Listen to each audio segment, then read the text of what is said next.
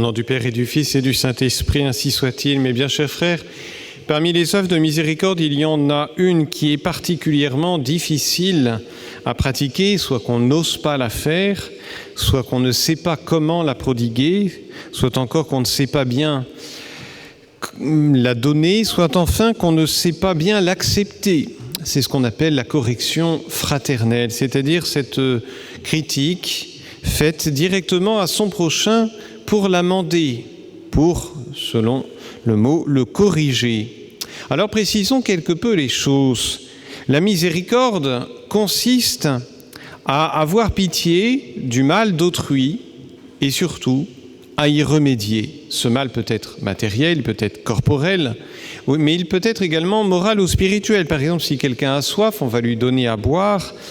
Si quelqu'un est dévêtu, on lui donne un vêtement. Dans ces exemples, le mal est matériel, corporel, et c'est pourquoi on parle de miséricorde ou d'œuvre de miséricorde corporelle. Mais il y a des maux d'ordre spirituel, comme l'ignorance des choses de Dieu ou des choses tout court. Et c'est pourquoi l'une des œuvres de miséricorde spirituelle consiste à enseigner les ignorants. Et on peut penser à tous ces missionnaires partis enseigner ou soigner les pauvres, les malades, les ignorants. Mais il y a aussi un mal surnaturel qui n'est autre que le péché. Et c'est précisément ce mal-là que vise à remédier, à corriger la correction fraternelle. Par exemple, lorsque l'on voit un homme qui ne sort pas de sa rancune vis-à-vis de quelqu'un, même si le tort peut être avéré, alors on doit s'efforcer de l'apaiser, de l'aider à passer à autre chose, à pardonner, à aller de l'avant. Donc voilà l'objet précis de la correction fraternelle, le mal spirituel du prochain. Il est tombé dans une faute, il tombe dans une faute et on l'aide à l'en relever. Mais cela ne suffit pas à nous dire exactement ce qu'est la correction fraternelle. On le dit bien, c'est une correction, d'après une étymologie. Cela voudrait dire rectifier ce qui est tordu. Il s'agit donc de ramener notre prochain dans le droit chemin. Ensuite, cette correction, on l'appelle fraternelle. Comme le nom l'indique, ce n'est pas la punition d'un supérieur vis-à-vis de son subordonné, ce n'est pas le juge qui, au nom de la société, de l'État, du souverain, va punir un coupable.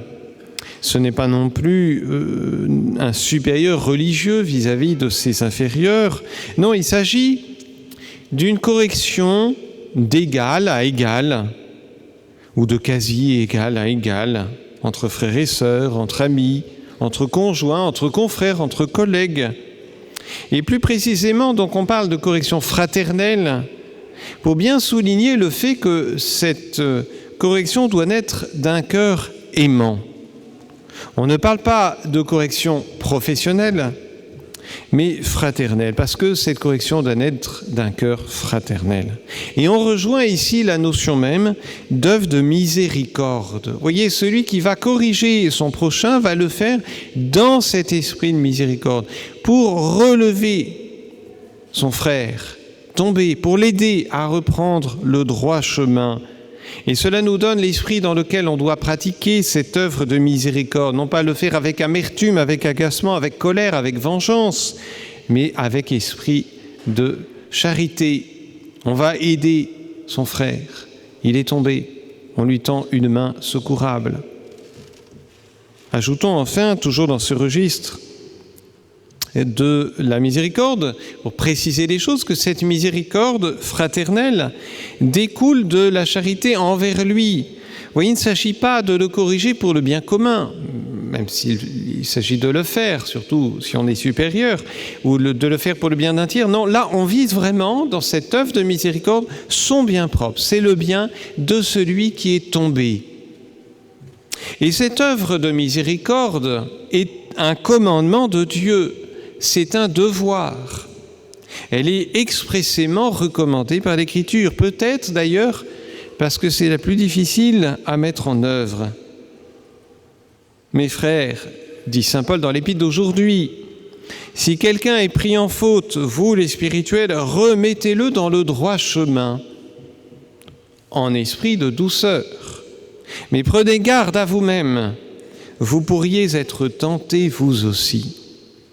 Saint Jacques, dans son épître, dit de même, « Mes frères, si l'un de vous s'égare, loin de la vérité », vous voyez, on retrouve cette idée de cet homme qui quitte le droit chemin. « Si donc l'un de vous s'égare de la vérité qu'un autre l'y ramène, alors sachez-le, celui qui ramène un pécheur du chemin où il s'y est égaré sauvera son âme de la mort et couvrira une multitude de péchés. » Oui, le bon Dieu bénit vraiment cette œuvre de miséricorde.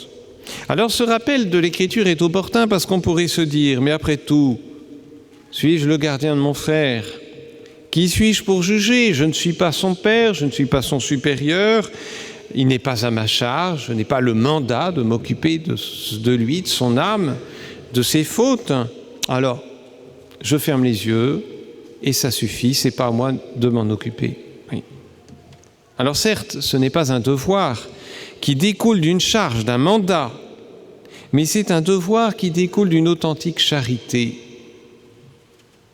À l'inverse, ne pas corriger un proche dans un défaut d'importance, c'est ne pas l'aider. Vous voyez, dans une famille, dans un couple, dans une société commune, il est bon d'apporter cette correction de temps en temps, car il pourrait se trouver une fausse tolérance, une fausse patience, qui naît de la peur souvent, on ne sait pas comment faire.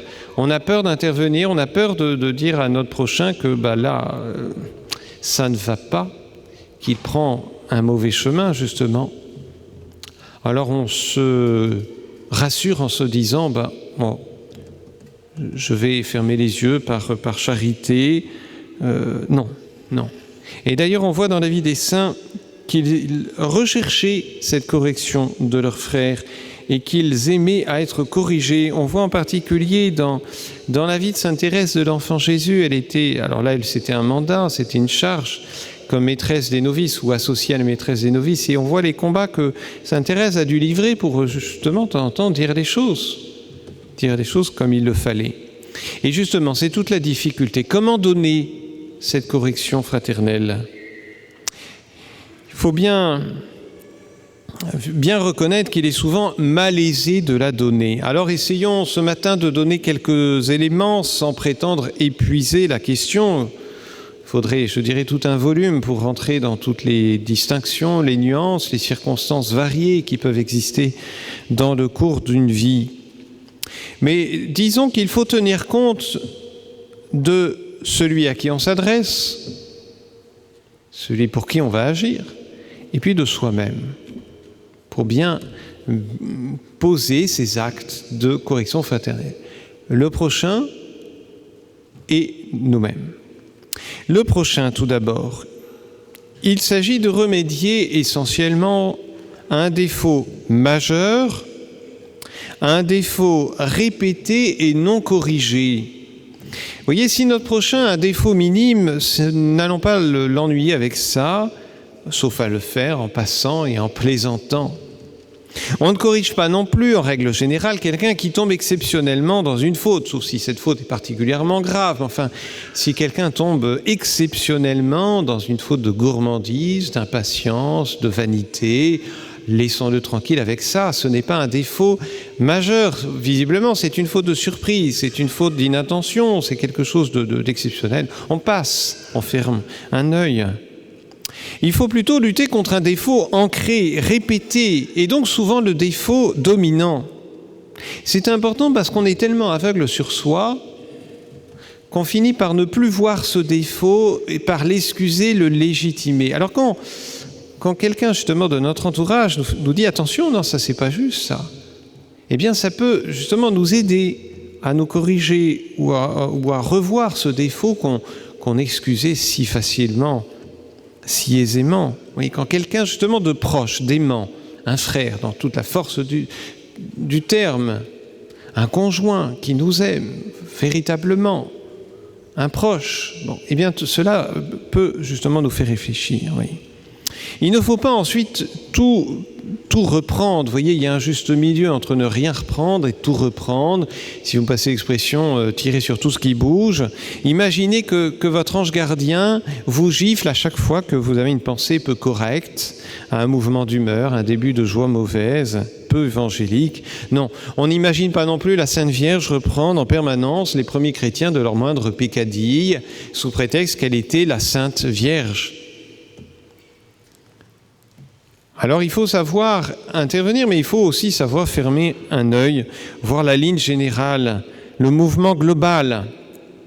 Ensuite, on ne corrige pas un défaut qui est déjà combattu. On encourage, mais ce n'est pas la même chose. Vous voyez, si un ami lutte contre son défaut de paresse et qu'on le voit poser des actes courageux et que de temps en temps il y a des ratés, eh bien, mon Dieu, laissons-le tranquille. Il fait déjà des efforts, n'allons pas l'accabler de nos reproches. On sait bien que nous-mêmes, nous avons du mal à nous corriger de nos principaux défauts. Non, en bref, on lutte principalement contre un défaut majeur, ancré, répété et non combattu. Il faut ensuite tenir compte des circonstances, du moment favorable. Oui, n'allons pas nous dire bon, il faut absolument que j'intervienne, donc j'interviens au premier moment. Non, attendons le moment favorable.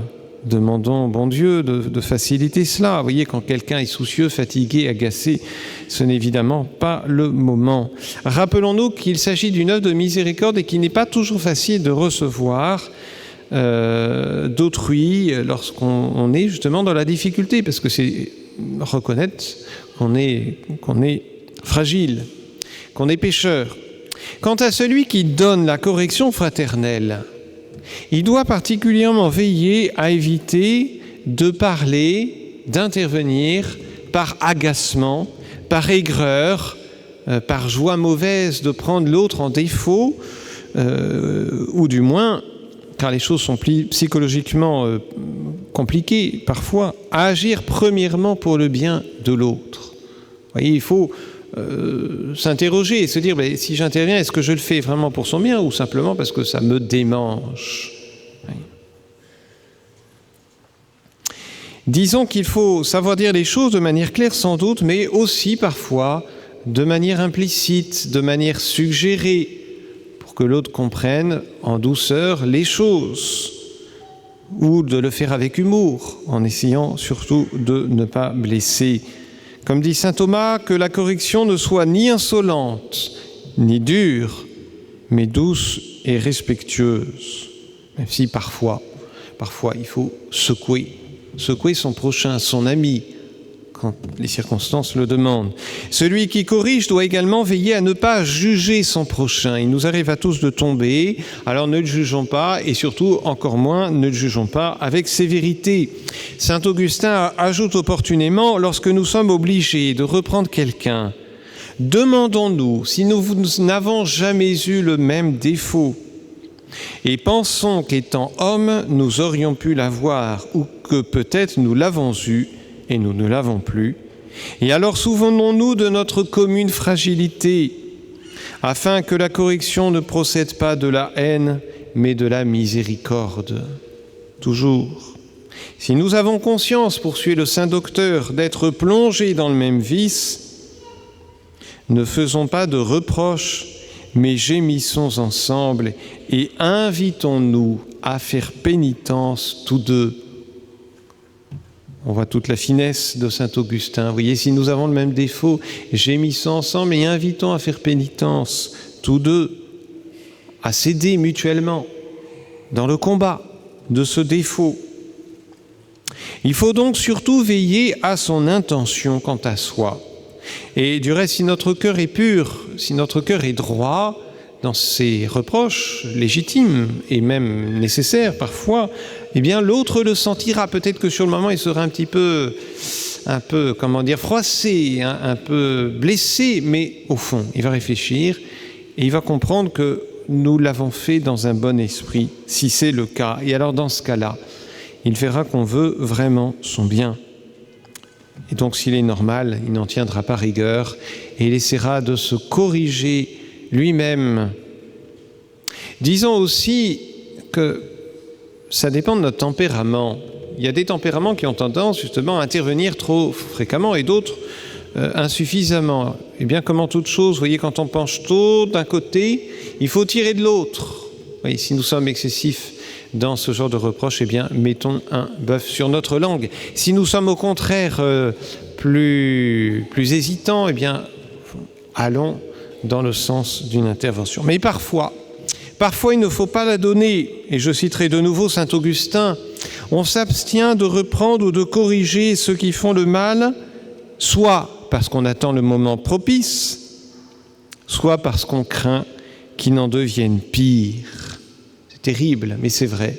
Parfois, le reproche va conduire l'autre à aller encore plus avant dans son mal. Ou encore qu'il ne détourne d'instruire les faibles de la vertu et de la piété, et que, faisant pression sur eux, il ne les éloigne de la foi. Oui, parfois, quelqu'un qui blasphème, si on intervient, il va encore plus blasphémer. Oui. Il va aller d'autant plus dans le mal. Ce n'est plus, là, semble-t-il, inspiration de charité, dit saint Augustin, de les reprendre. Alors, en ces questions, et je terminerai ainsi, il convient plus que tout de prier, d'invoquer le Saint-Esprit, de prier la Vierge Marie, son ange gardien, celui de son prochain, pour que les choses se fassent le mieux possible, ainsi soit-il. Au nom du Père et du Fils et du Saint-Esprit.